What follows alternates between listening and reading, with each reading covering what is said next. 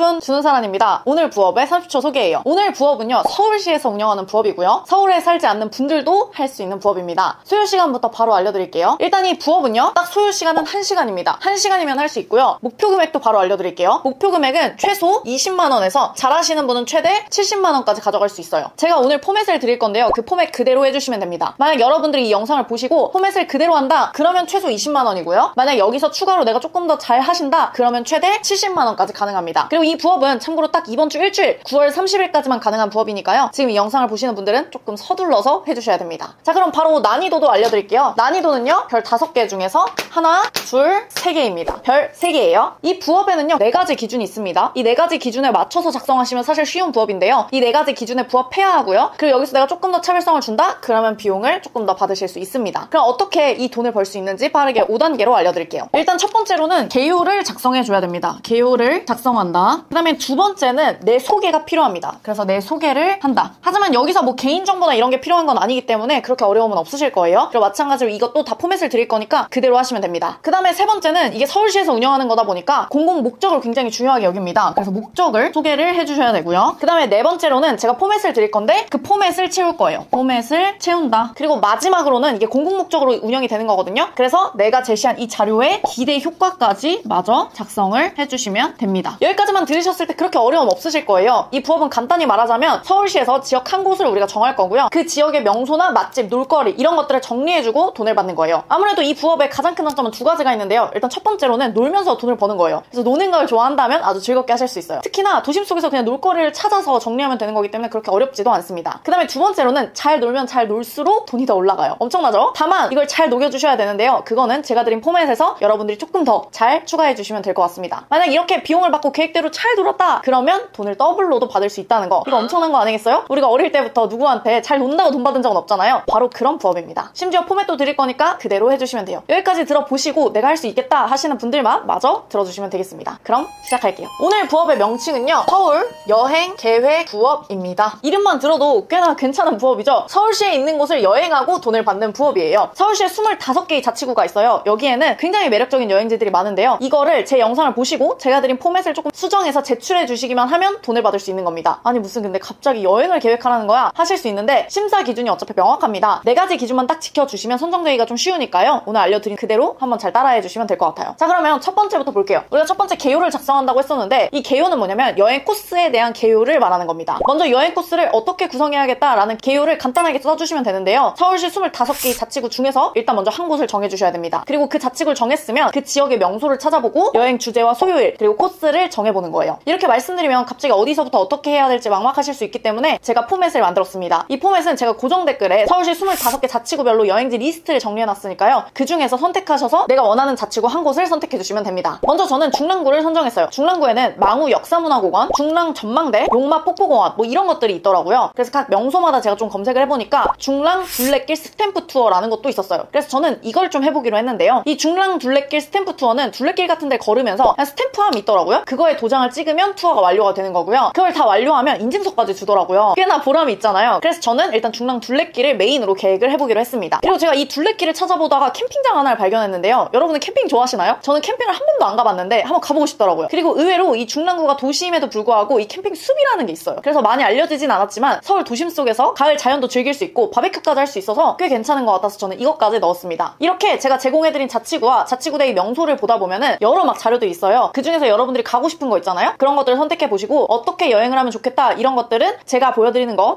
참고하셔서 하시면 될 것 같습니다. 다만 주의하실 점은 제가 드린 포맷을 너무 똑같이 하면 특색이 없잖아요. 그럼 당연히 선정이 안 되겠죠. 그래서 여기를 할 때는 자치구에서 유명한 음식이라든지 혹은 또 다른 명소가 있는지 이런 것들을 확인해 보시고 구성해주시면 좋을 것 같아요. 이렇게 대략적으로 자치구와 여행 테마 그리고 여행 코스를 먼저 정해주면 됩니다. 여기까지 하시면 개요는 금방 작성을 하실 겁니다. 그럼 바로 작성을 해볼게요. 이 개요에 작성하는 첫 번째는요, 컨텐츠 테마 주제입니다. 저는 중랑구 가을 산책을 주제로 선정했어요. 그 다음에 두 번째는 대상 자치구를 정해줘야 되는데요. 아까 우리 이미 정했죠. 그래서 저는 중랑구로 정했으니까 여러분들도 정해보시고 여기에 적어주시면 됩니다. 세 번째는 이제 소요 일수예요. 저는 이제 너무 오래 가긴 어려워서 1박 2일로 구성했습니다. 네 번째로는 여행 코스를 넣어주시면 돼요. 여행 코스는 크게 3가지 파트로 구성을 했는데요. 여행 코스 첫 번째는 중랑 둘레길 12개의 명소를 돌면서 스탬프 투어 하는 거 아까 말씀드렸죠? 그걸 할 거고요. 그리고 스탬프 투어를 인증을 완료했다면 두 번째로 캠핑숲, 거기 가서 캠핑을 해볼 겁니다. 원래 캠핑 같은 데 가서 바베큐 꼭 먹어줘야겠죠? 그래서 그런 투어로 저는 구성을 했습니다. 마지막으로 다음 날에는 이제 중랑구 대표 시장 시장을 볼 거예요. 중랑구의 시장이 굉장히 많더라고요. 그 중에서도 중랑구를 대표하는 시장 중에 하나인 동부시장이 꽤나 저는 마음에 들었습니다. 그래서 여기도 같이 코스에 넣었어요. 이렇게 여행 코스는 크게 3가지로 구성이 완료가 됐습니다. 그 다음에 5번째는요, 팀명을 정해야 됩니다. 개인으로 나간다면 그냥 개인의 팀명을 정하시면 되고요. 여러 명이서 같이 할 수도 있습니다. 그럴 경우에는 팀명을 해주시면 되겠죠. 저는 제 카페가 부태사이기 때문에 팀명도 부태사로 적어놨습니다. 그 다음에 6번째는 팀 구성원을 작성해주시면 되는데요. 개인이면 이제 본인 이름만 적어주시면 되고요. 팀으로 여러 명이서 같이 하신다면은 팀 구성원을 작성해주시면 됩니다. 혹시나 팀으로 하고 싶은데 같이 할 분이 없다면 댓글로 적어주시면 같이 하시면 좋겠죠. 자, 여기까지 했으면 이제 1번 개요를 작성한다는 끝났습니다. 그럼 이제 2번째 내 소개를 적어줘야 되는데요. 내 소개 작성하기 바로 알려드릴게요. 여행 코스를 간략하게 이제 작성을 했으면 이 여행 계획에 참가하는 인원과 그리고 이 사람들이 누구인지 이런 걸 소개해 주셔야 되는데요. 참가 인원을 소개하고 직업과 소속 그리고 여행 관련 경험이 있는지 이런 것들을 자유롭게 적어주시면 됩니다. 뭐 어떤 개인정보가 들어간다기보다는 내가 왜 이 공모전에 당선이 돼야 되는지 이걸 말씀드리면 되겠죠. 내가 꼭 여행 유튜버나 인플루언서 이런 거 아니어도요. 그냥 내가 경험했던 여행이나 관련 경험을 토대로 그냥 소개를 편안하게 해주시면 됩니다. 물론 SNS 채널이 있다면 그걸 같이 넣어주시면 좀 더 좋겠죠. 여기서는 여러분들이 조금 이해하기 쉬우시라고 제가 보여드려요. 일단 만약 보시고 소개는 혼자 하기 너무 어려우시다면 제가 포맷을 드리니까 그 포맷을 보시고 비슷하게 수정하셔서 하시면 될 것 같습니다. 다만 너무 똑같이 올리면 아무래도 비슷한 것들이 너무 많이 들어올 테니까 안 되겠죠. 그래서 그런 부분은 좀 조심해 주시고요. 자, 그럼 여기까지 하면 이제 내 소개까지 간단하게 끝났는데요. 그럼 이제 3번째로